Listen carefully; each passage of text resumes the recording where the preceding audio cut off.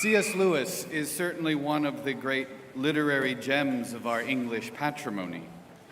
For decades, his stories have nourished the Christian imagination, and his essays have formed consciences and encouraged souls. Today's gospel account of the woman at the well is a spiritual classic in itself of the thirsting of the human soul for happiness and the tragic reality of searching for happiness in all of the wrong places.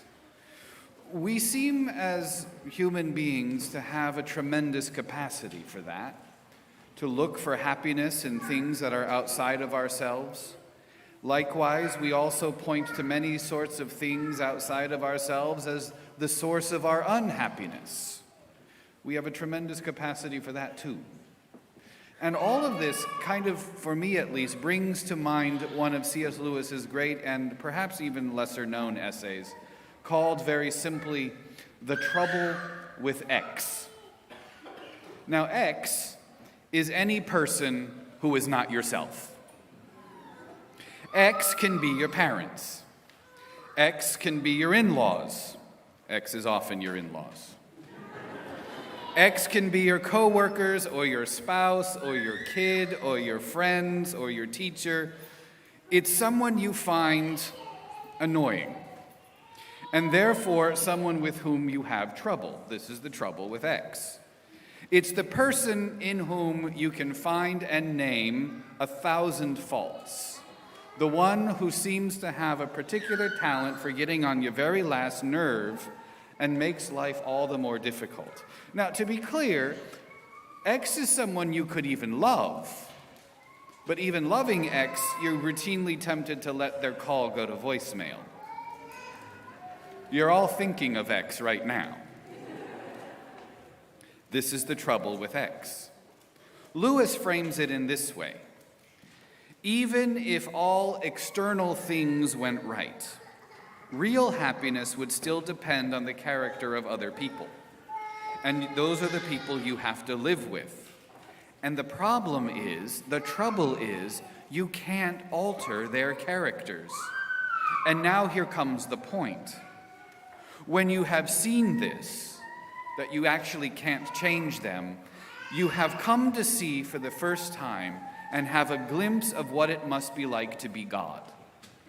For of course, God is in one way, this is what God is up against.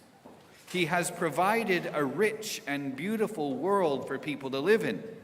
He has given them intelligence so that they know how they can use this world. He has given them a conscience so they know how they should use this world. And having done all of this, he sees all of his plans spoiled by the very people he has made. But unlike God, you and me don't really see everything. We see the faults in everybody else, but God is the one who sees everything. God sees what I don't see, or more to the point, God sees what I rather not see. God sees me. God is an expert in the study of Stephen.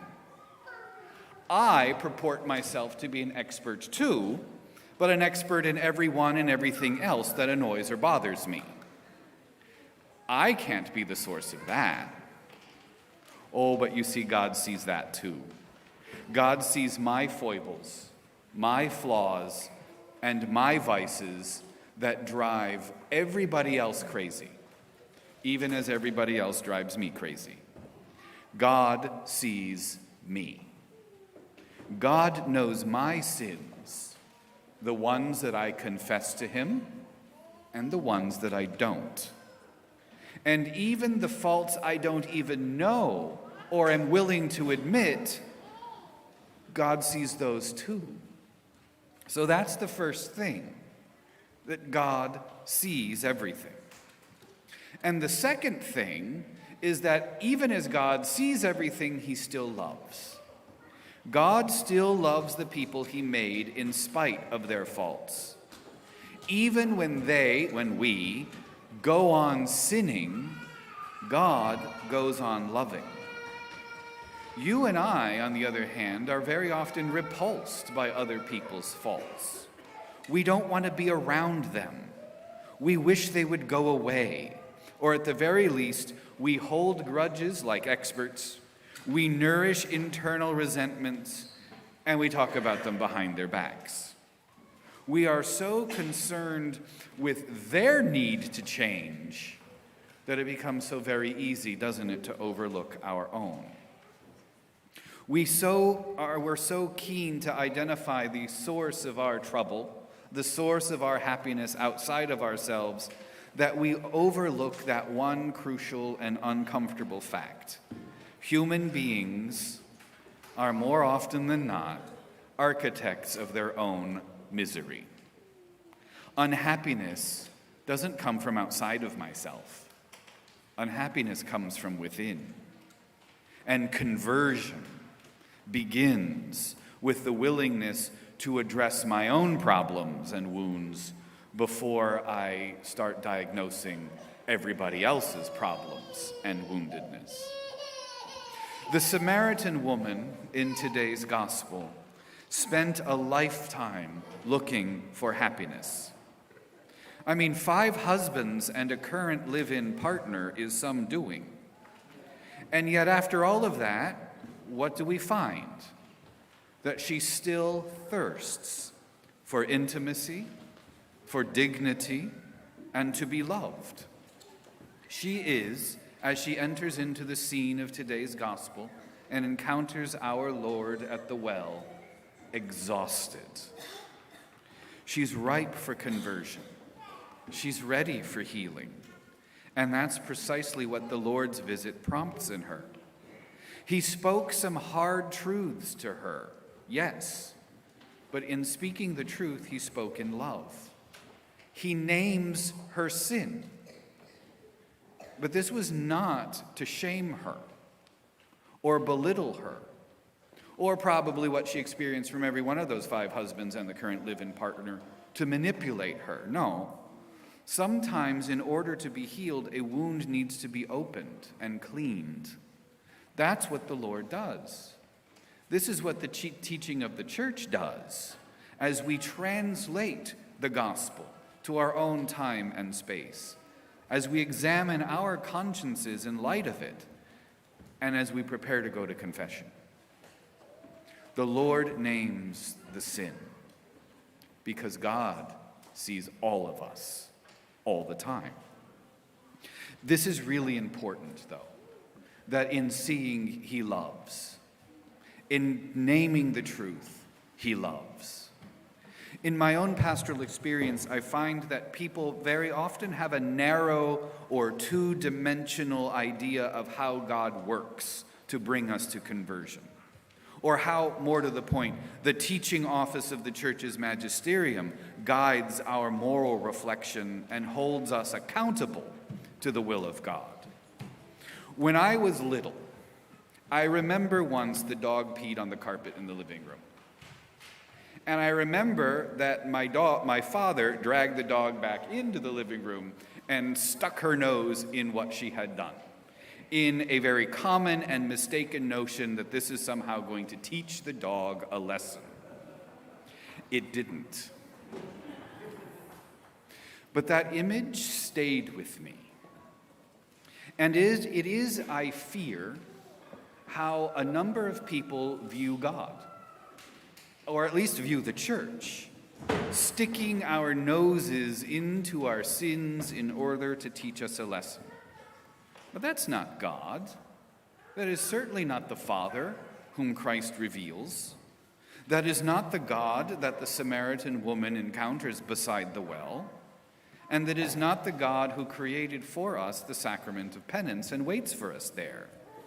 Rather, as Lewis says in his essay, every vile thought within our minds, every moment of spite, of envy, of arrogance, of self-conceit, comes right up against his patient and longing love for us. And it grieves his spirit infinitely more than it grieves ours. You see, that's why this gospel story is given to us in Lent. Because it is a conversion story. Because ultimately it is a love story about how much the Father loves us, how much he desires, thirsts for our love in return. It reminds us that the Lord waits for our faith, literally thirsting for our hearts to be turned towards him.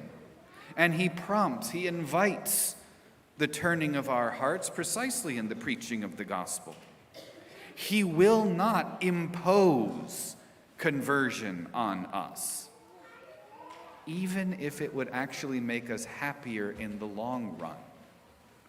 Because there is this little thing that he has given us too. It's called freedom. The conversion of the woman at the well happens when she allows the Lord to speak to the depth of her woundedness. She lets him go there. She stops looking for other people to blame. She stops looking for happiness in all of the wrong places and in the passing pleasures of this world that promise everything and deliver very little. She stands vulnerable before the truth, and the truth does not condemn her. The truth frees her. That's how God works. That's how God converts us to himself. Lent is the opportunity for the rest of us to follow in the footsteps and in the pattern of this woman at the well, to learn how to stop hiding behind excuses, blaming others, or looking for happiness in external things, things that cannot satisfy, people that will not satisfy, not the deepest and deepest longings of our hearts, because, as it turns out, St. Augustine was right. He has made us for himself, and our hearts will be restless until they rest in him. Or, to go back to Lewis's essay, what he ultimately proposes of how to get over the trouble of X sounds an awful lot like a Lenten discipline. Listen to this. He says, abstain from thinking about other people's faults. Unless, of course, your duties as a teacher or a parent make it necessary to think about them. But rather for the rest of us, whenever the thoughts come unnecessarily into one's mind, push them away and think of one's own faults instead. For there, with God's help, we can actually do something.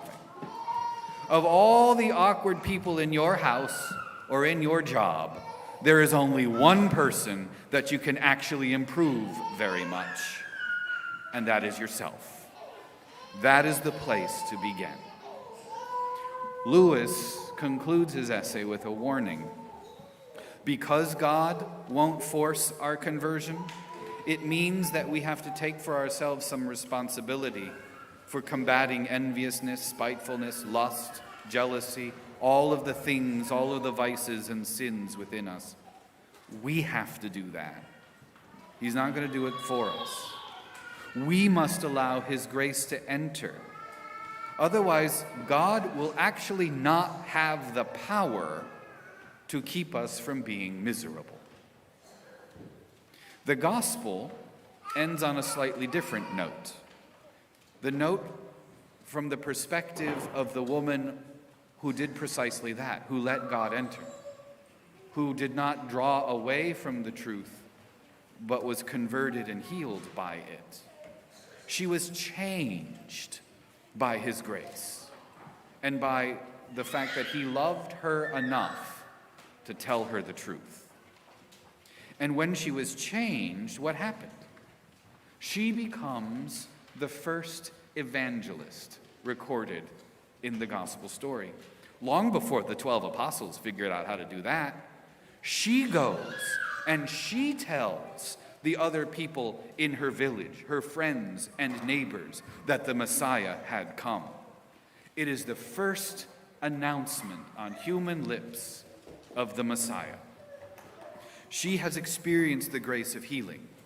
And so, in becoming an evangelist, she doesn't go tell her friends and family and neighbors some sort of theological reflection. She does not read to them the scriptures or from the catechism. She simply tells them what she has experienced. She tells them that she has been refreshed and healed by the love of God that has been revealed to her by this man she met at the well. She has tasted the sweetness of a joy that she has searched her entire life for, and now finally has found in the right place. And she has found this joy because ultimately he found her. He sought her. Faith and the longing of our hearts meets in the gospel the longing of the Sacred Heart for our own response of faith. So how experiencing this, could she not go to her friends and family and invite them to experience the same thing, to drink from the same well? How can we, who are healed and refreshed and redeemed, not do the very same thing? It would be more fruitful to do this than to keep going through life playing the blame game, or to keep going through life searching for happiness in all the wrong places. The trouble with X. Lewis could have very easily changed the letter, the trouble with you, and made the very same point. God waits for us at the side of the well. He won't force us, but when he's there, the gift of healing flows.